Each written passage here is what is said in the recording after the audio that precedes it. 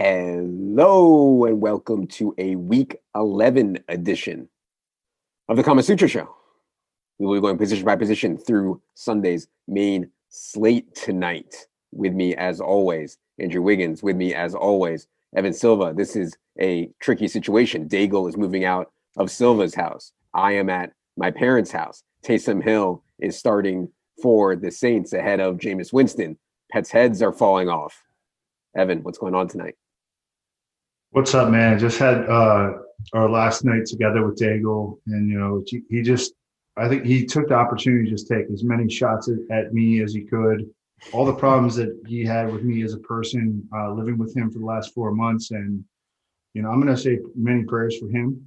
I hope he does well on his next journey, because he won't be doing as well as he did with me. All right. End of an era, beginning of an era. Welcome back to the show, Andrew Wiggins, now proud father of two young Wiggins offspring. What's going on? Yeah, well, when you said a new era, I thought you were talking about the Established to Run gear that I'm wearing, which will be available on the website soon, and we'll have some deals for Black Friday. So that's exciting. Also, have a beautiful baby girl. Very exciting. So yeah, things are good over here. Yeah. Big Black Friday week coming up. And, a lot of the Black Friday stuff is just for, non-subscribers and try, sales to get people to sign up and stuff like that. We wanted to be sure that we got some stuff going for subscribers also. So these outrageously cheap prices on gear, the literal cheapest that we can possibly sell it for, will be available next week for subscribers only if you guys are interested in that. Anyways, complicated slate here because there aren't a lot of, I don't think, absolute home run standout plays. And we'll talk about a few of them. And there's a lot of guys that I think are good plays, but don't separate from each other. And so we're going to get into some really tight spots here. Let's start at quarterback. And I think, we don't have to talk about Taysom Hill, FanDuel a lot, because obviously at tight end, he is the absolute stones. But at quarterback on DraftKings is where it starts to get interesting. Well, no, Adam, I think you need to make it very clear, because we keep getting questions about this. You have to play him at tight end on FanDuel. Yeah. Also, in season long, you have to play him at tight end on Yahoo and ESPN. Just do it. Don't think anything else. He is can you come up with a tight end play that would be likelier to score more points than Taysom Hill this week straight up? No. Of course not. Yeah. And yeah, we can talk more about that at tight end, I think. But yeah, obviously, if you guys have him on ESPN or whatever site, season long for sure. And then on FanDuel at tight end, obviously, there's not a lot of opportunity cost at the tight end position. We've been talking about that the whole time. I do think it's interesting on DraftKings at quarterback, though, Wiggins, because Taysom is 4,800, Joe Burrow is 5,500. And then PJ Walker, if he starts, and we think he's going to play the whole game, which is unclear if PJ Walker will even start or play the whole game, he's 4,800 also. Taysom, when he had chances as a quarterback in preseason 2019, was actually good or at least reasonable. And he still ran a lot. So while he's only been used as basically like a wildcat quarterback, essentially in the regular season, he does have some experience as a thrower in the 2019 preseason, which is encouraging. He also catches one of the best possible matchups against the Falcons for him. We have reports from both Adam Schefter, Diana Rossini, our friend Nick Underhill. Taysom is the man. We do not expect to see. Hang on. I'm going to text Underhill right now. What do we need to know? We didn't know if there's any Jameis packages at all. Are we going to see Taysom come off the field for Jameis? Let's have Wiggins' opinion, and then I'll get this response. Okay. So assuming that it's all Taysom, Wiggins, how are you thinking about Taysom at quarterback on DraftKings? Yeah, and you know what? Even if there is Jameis packages, he'll probably still be out there doing something because Sean Payton just wants him on the field. We know he loves him. Look, I think the concern is if the game does not go well, does he possibly get benched? And I don't think it's likely, but to say it's a 0% chance, it's what is it, 5%? I think we built in a little bit of Jameis action, 5% is the number we were throwing around in chat. So I don't know. There's a little bit of risk, but at the same time, he's a really good price. I'll probably play him in cash. Now, tournaments, I think you might want to be underweight because I think people are just going to be so excited to play him. And yeah, there are some concerns, and 48 is a good price, but it's not bare minimum. And there are other good plays. Joe Burrow's 5.5. You can get up to some of the guys in the 6s, or you could even go expensive with Lamar. We'll talk more about them. But yeah, I mean, my thought on Taysom right now is play him in cash, maybe a little bit underweight in tournaments, and just understand that there's some risk here. Evan, thoughts on Taysom Hill, his role in general, and how he will perform against the Falcons? Well, I've been texting with Nick Underhill, and our back and forths have been very, very interesting. A lot of meat in here.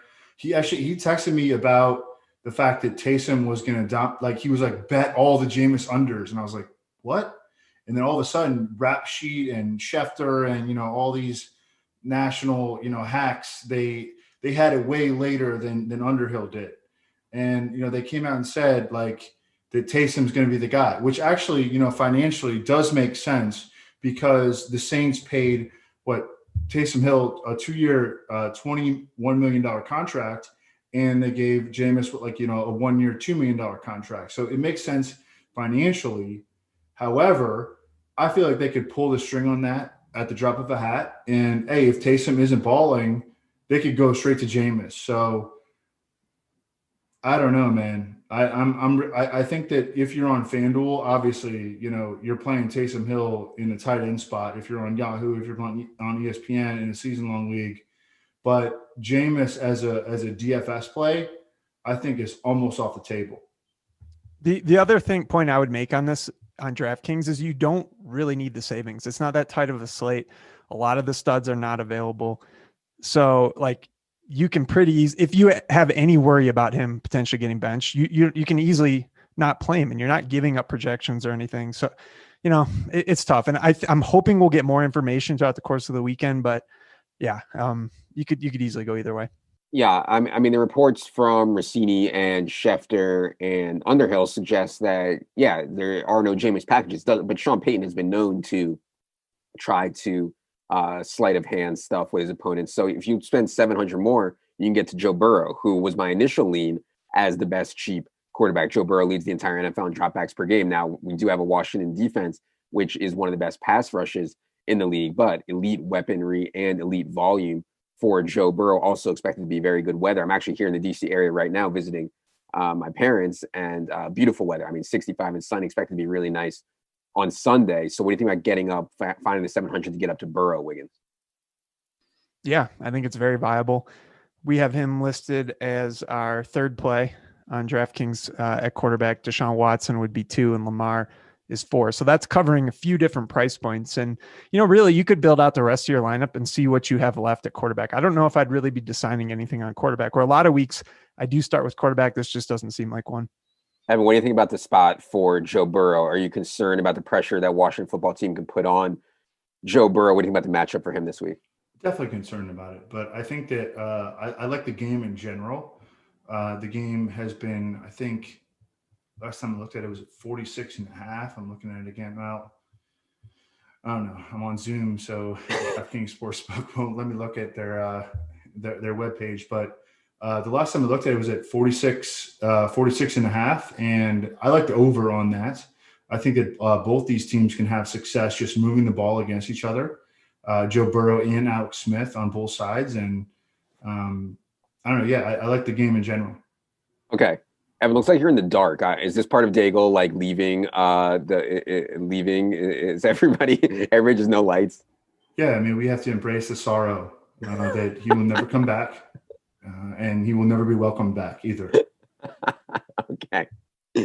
All right, let's get to that Patriots Texans game. Obviously, ideal weather in Houston in the dome. We have two teams that, or at least one team, I think, that wants to play really slow in New England, and Houston can play in many different ways. So I think Cam is in play. I prefer Deshaun Watson, certainly, because he can actually throw the football, whereas Cam struggles so badly to go over even 200 yards passing. But I don't feel too great about this game turning into a shootout necessarily. That said, we have a lot of plays in this game that are viable. Jacoby Myers, Brandon Cooks, Will Fuller, and then Cam Newton and Deshaun Watson. In general, Evan, what do you think about this Patriots Texans game? Can we find a shootout here, or is it going to be kind of a slog?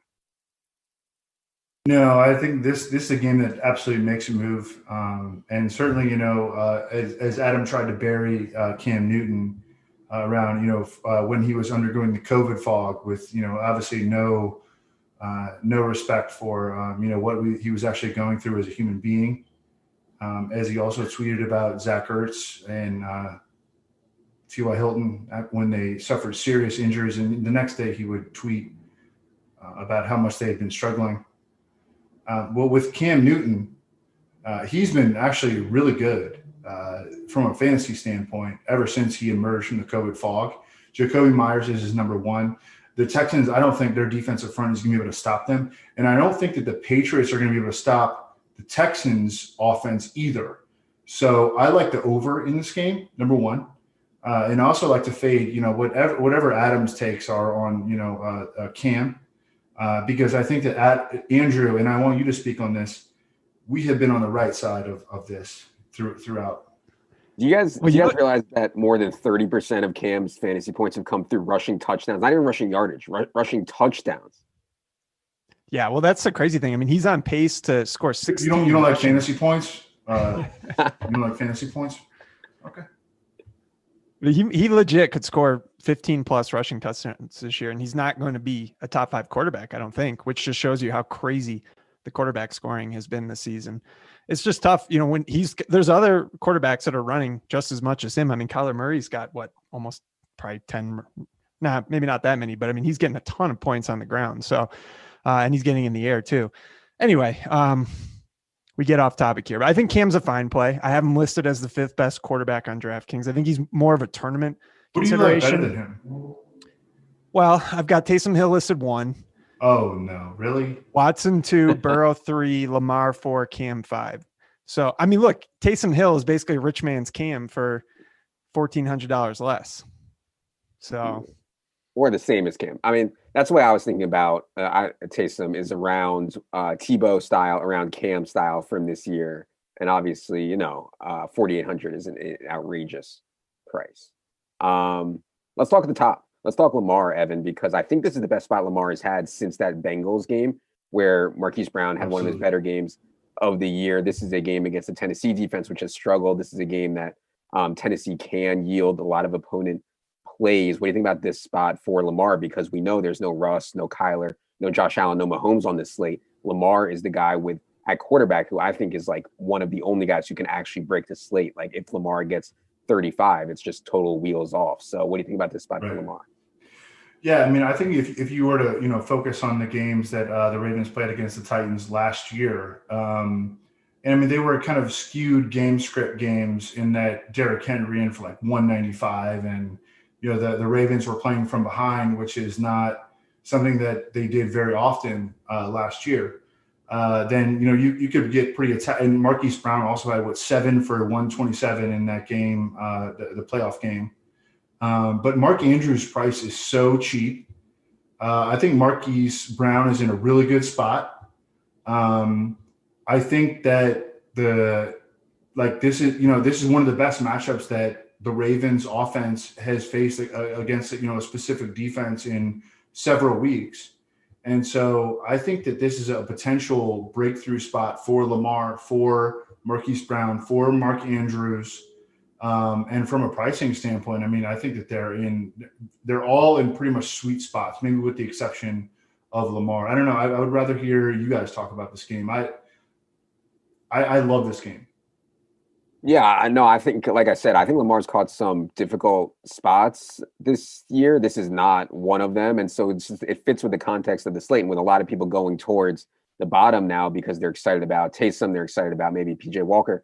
Lamar, I think, shows up as lower owned than he should be here. And I think Wiggins, if you don't play, a lot of people are going to want to play Dalvin and Devontae Adams together. If you only play one of them, you can certainly fit Lamar really easily and get off a lot of these builds that are going to look similar with Taysom. So how are you thinking about Lamar?